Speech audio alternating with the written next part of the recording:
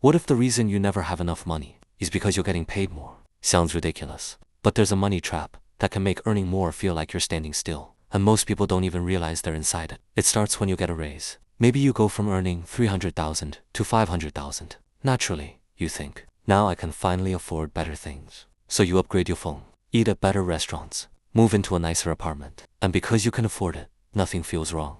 Until something strange happens. A few months later, that lifestyle doesn't feel luxurious anymore. It feels normal. The expensive restaurant becomes your regular restaurant. The new phone becomes your normal phone. The nicer apartment becomes your baseline. Then your income increases again, and you upgrade again.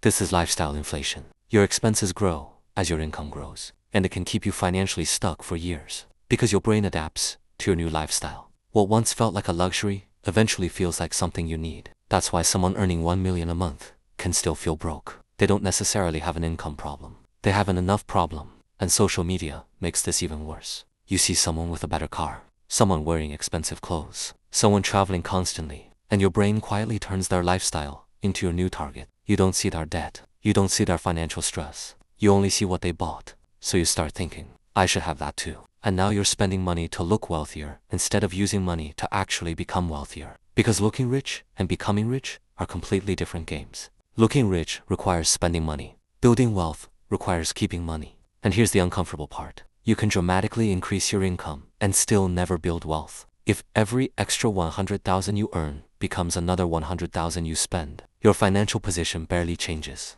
Your lifestyle improves, but your freedom doesn't.